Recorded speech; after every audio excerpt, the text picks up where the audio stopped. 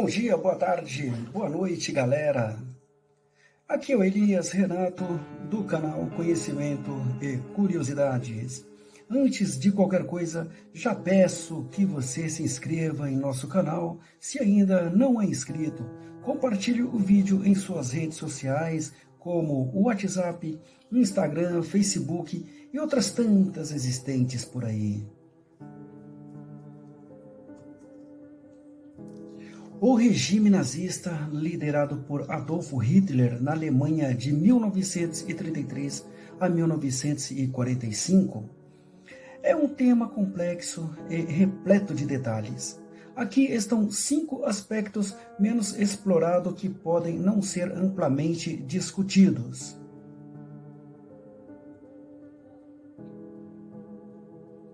A manipulação da propaganda. Embora a propaganda dos nazistas seja bem conhecida, seu funcionamento interno e técnicas específicas são menos discutidos. Joseph Goebbels, o ministro da propaganda, utilizou métodos sofisticados para manipular a opinião pública, incluindo a criação de uma narrativa que glorificava a Alemanha e demonizava os inimigos, especialmente os judeus.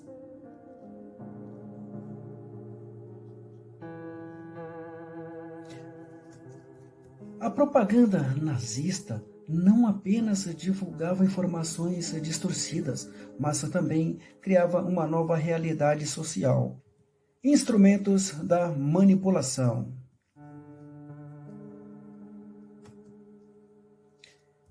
Goebbels e sua equipe exploraram diversos meios de comunicação para disseminar as suas mensagens, utilizando rádio, filmes, cartazes e jornais em uma escala sem precedente. O rádio, por exemplo, tornou-se uma ferramenta poderosa, permitindo que as ideias do regime alcançassem as casas de milhões de alemães. Programas de rádio cuidadosamente elaborados apresentavam discursos do Führer e entrevistas que reforçavam a imagem do partido nazista como salvador da nação. A imagem do inimigo.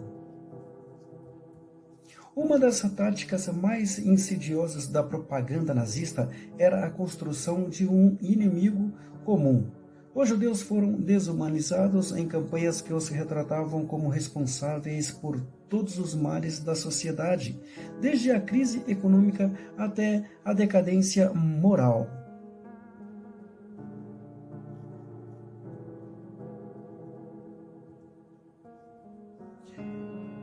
Essa demonização não apenas justificou a perseguição, mas também uniu a população em torno de uma causa comum, desviando a atenção das falhas do regime. O papel da educação. As instituições vocacionais foram infiltradas pela ideologia nazista, com currículos que promoviam a superioridade ariana e a necessidade de eliminar elementos indesejáveis. Crianças foram alvo de campanha que as ensinava a ver os judeus e outras minorias como inimigos. Isso gerou uma geração que não apenas aceitava, mas muitas vezes apoiava a brutalidade do regime.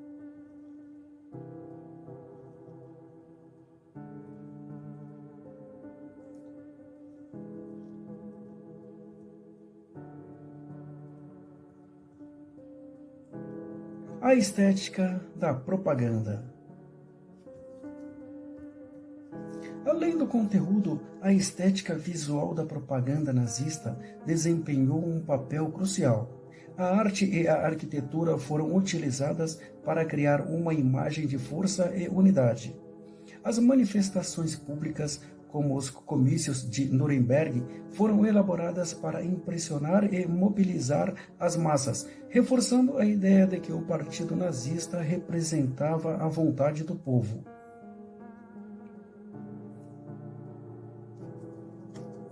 A simbologia como a suástica tornou-se um poderoso ícone de identidade e lealdade ao regime. O impacto da propaganda. O impacto da propaganda nazista foi profundo, mudando a mentalidade da população e contribuindo para a aceitação de políticas extremas. A manipulação da informação tornou-se um instrumento de controle social, com a mídia estatal eliminando qualquer dissidência e promovendo uma visão monolítica da realidade. Ao criar um ambiente onde a verdade era distorcida e a crítica era silenciada, Goebbels e sua equipe não apenas estabeleceram um regime de medo, mas também cultivaram um culto à personalidade em torno de Hitler. A propaganda não se restringia apenas à imprensa escrita, mas se expandia para o rádio, o cinema e eventos em massa, todos meticulosamente orquestrados para provocar emoções intensas e galvanizar o apoio popular. Filmes de propaganda glorificavam a vida sob o regime, apresentando uma utopia nazista que escondia a brutalidade e a repressão do dia a dia. O uso de símbolos como a suástica e de rituais como os desfiles reforçavam a identidade coletiva e o sentimento de pertencimento a uma nação superior. As mensagens propagadas também se concentravam em criar um inimigo comum, o que facilitava a desumanização de grupos considerados indesejáveis, como os judeus, comunistas e outras minorias. Essa retórica não apenas legitimizou a violência e a discriminação, mas também mobilizou possíveis vozes de oposição ao apresentar qualquer crítica ao regime como traição à pátria. Com o tempo, a propaganda nazista conseguiu infiltrar-se nas mentes de milhões, moldando não apenas opiniões, mas também comportamentos. A aceitação das atrocidades cometidas pelo regime, incluindo a perseguição sistemática e o genocídio, foi em grande medida facilitada pela narrativa pervasiva que pintava esses atos como necessários para a preservação e a grandeza da Alemanha. Assim, a propaganda não apenas refletiu as ideologias do regime, mas também as tornou uma parte intrínseca da vida cotidiana, estabelecendo uma base para a conformidade e a cumplicidade. O legado dessa manipulação, na verdade, é um lembrete sobre o poder da propaganda e da importância de uma mídia livre e diversificada em qualquer sociedade democrática.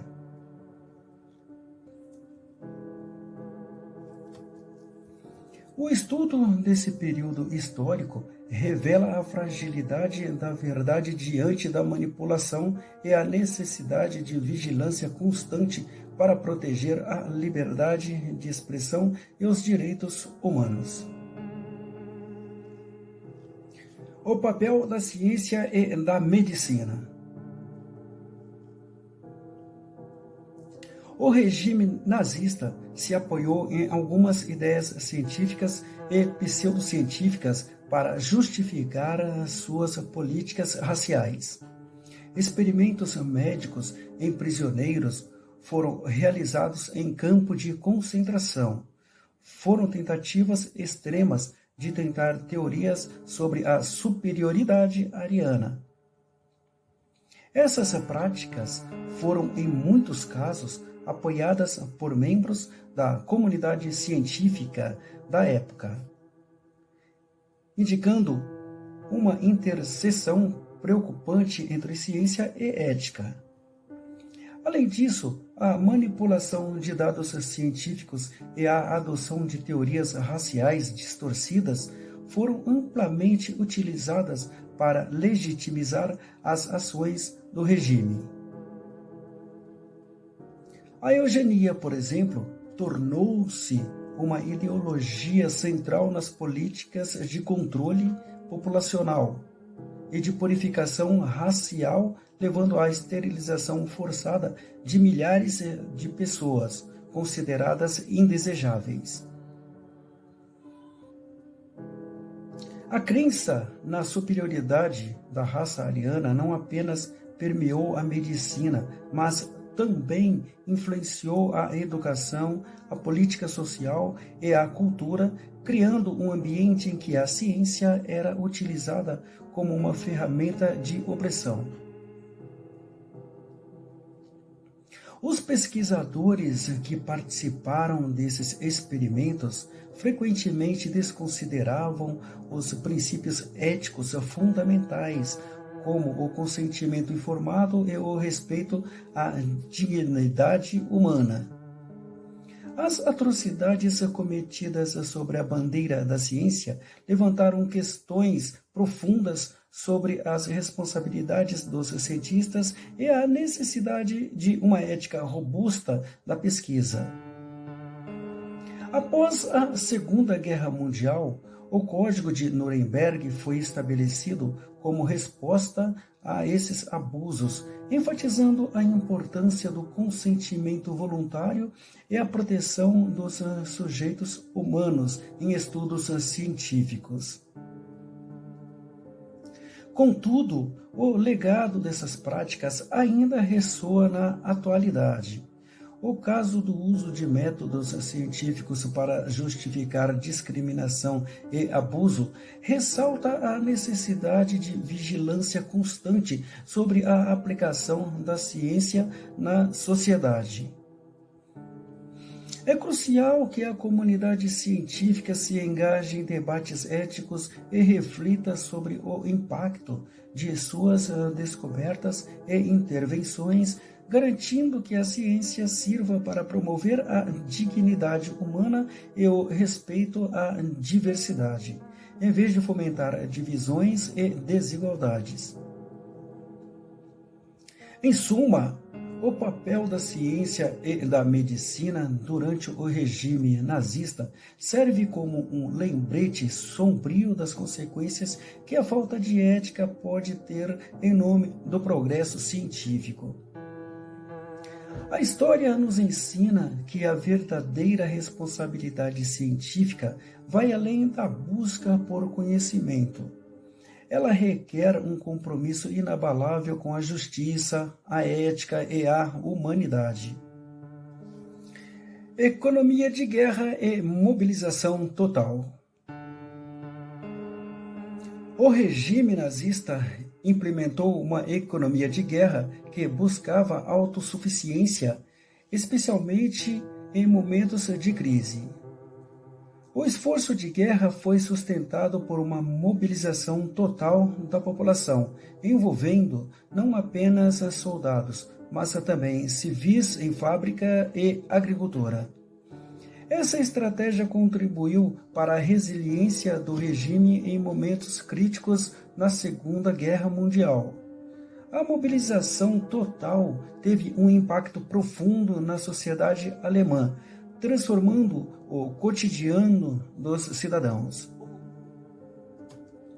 Os trabalhadores foram convocados para se engajar em um esforço sem precedentes, sendo alocados em indústrias que produziam armamentos e suprimentos militares, enquanto as mulheres foram incentivadas a substituírem os homens nas plantações e fábricas, em um esforço para manter a produção.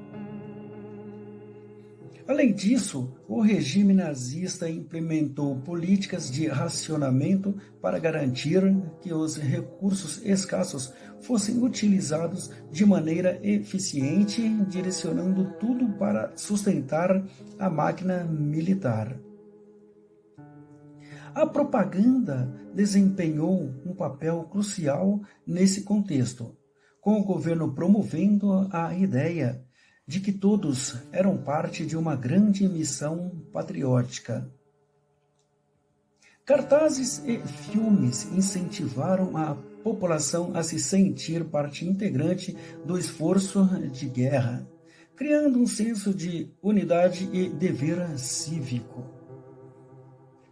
Essa mobilização não se limitou à força de trabalho, também envolveu a coleta de materiais recicláveis e a doação de alimentos de parte da população, o que reforçou a ideia de sacrifício em nome da pátria. Entretanto, a economia de guerra não estava isenta de desafios. O aumento da pressão sobre os recursos levou a dificuldades crescentes e a política de autossuficiência frequentemente resultaram em escassez de bem de consumo e o mercado negro florescente. À medida que a guerra se prolongava, o desgaste humano e material se tornava evidente e a realidade do conflito começava a impactar a moral da população. Além disso, a dureza das condições de vida e o crescente número de perdas humanas nas frentes de batalha começaram a gerar descontentamento entre os civis. O regime, temendo uma perda de suporte, intensificou a repressão e a censura, tentando silenciar críticas e dissentimentos. Assim, a estratégia de mobilização total, enquanto inicialmente eficaz em sustentar o esforço de guerra, começou a revelar suas contradições e fragilidades, culminando em uma complexa dinâmica entre a resistência da população e o controle opressivo do regime nazista. A evolução da economia de guerra e da mobilização total é, portanto, uma história de resiliência e de sacrifícios, mas também de tensão e descontentamento, refletindo a complexidade de um regime que buscava a grandeza através da guerra a qualquer custo. O antissemitismo estrutural. O antissemitismo não foi apenas uma ideologia, mas uma política institucionalizada que permeou todos os aspectos da vida social e econômica na Alemanha. A criação de leis que excluíam os judeus da vida pública e econômica foi sistemática e bem planejada, culminando no Holocausto. O regime utilizou uma série de medidas legais para despojar os judeus de seus direitos e propriedades, o que facilitou uma aceitação social dessas atrocidades. A propaganda estatal desempenhou um papel crucial na legitimização dessas políticas discriminatórias. Os meios de comunicação, na época fortemente controlados pelo governo nazista, disseminaram discursos que demonizavam os judeus, apresentando-os como uma ameaça à pureza e à unidade da nação alemã. Através de estereótipos cuidadosamente cultivados, os judeus eram retratados não apenas como indivíduos indesejáveis, mas como um grupo homogeneamente maligno que supostamente sabotava os interesses do povo alemão.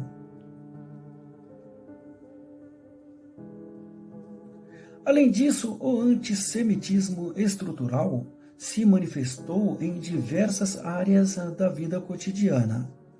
Escolas e instituições acadêmicas implementaram políticas de exclusão que não apenas restringia o acesso de estudantes judeus, mas também promovia uma educação que reforçava o ódio e o preconceito. As artes e a cultura foram igualmente afetadas, com artistas e intelectuais judeus sendo marginalizados e silenciados, resultando em um empobrecimento cultural significativo. O impacto desse ambiente hostil foi profundo e de longo alcance. Famílias judias, que antes eram integradas à sociedade, enfrentaram não apenas a perda de seus bens e direitos, mas também o isolamento social brutal. A desumanização promovida pelo regime nazista culminou tragicamente na aceitação do Holocausto, onde a cumplicidade de muitos cidadãos alemães e tais atrocidades pode ser atribuídos a uma atmosfera de medo, conformismo e desumanização sistemática. Por fim, é fundamental reconhecer que o antissemitismo estrutural não é um fenômeno isolado na história, mas um alerta sobre as consequências de ideologia de ódio que, quando institucionalizadas, podem levar a crimes contra a humanidade. A memória do Holocausto e a análise crítica de suas raízes são vitais para garantir que as lições do passado não sejam esquecidas e que a luta contra qualquer forma de discriminação e intolerância continue. A resistência interna. Embora o regime nazista seja frequentemente retratado como invulnerável, existiram movimentos de resistência dentro da Alemanha e territórios ocupados. Grupos como a Rosa Branca, liderada por estudantes, e o Comitê de Resistência de julho de 1944, composto por oficiais do exército, demonstraram que havia vozes dissidentes mesmo em meio ao terror e à repressão. A Rosa Branca, com seus manifestos distribuídos secretamente, buscava conscientizar a população sobre as atrocidades cometidas pelo regime e incitaram a população pacífica. Seus membros, como Sophie Scholen e seu irmão Hans, pagaram o preço mais alto pela coragem, sendo executados por suas convicções. Enquanto isso, outros grupos, como os comunistas e socialistas, que sobreviveram à purgação inicial do regime, também se organizaram em células clandestinas. Eles se dedicaram a sabotar esforços de guerra e ajudar opositores políticos a se esconder. No entanto, essas ações foram frequentemente reprimidas com brutalidade e os líderes desses movimentos enfrentaram prisão ou morte. A resistência não era apenas uma luta armada, ela também se manifestava em atos cotidianos de desobediência civil. Artistas, intelectuais e cidadãos comuns se arriscaram a criticar o regime, seja através de obras de arte, literatura ou mesmo conversas privadas.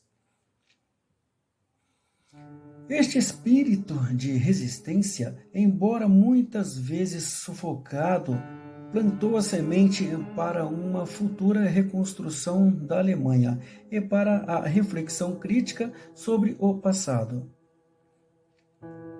A resistência interna, portanto, revela um aspecto complexo da sociedade alemã durante o regime nazista. Apesar da opressão implacável desses atos de coragem e sacrifício, nos lembram que a luta pela justiça e pela verdade pode ocorrer mesmo nas circunstâncias mais adversas.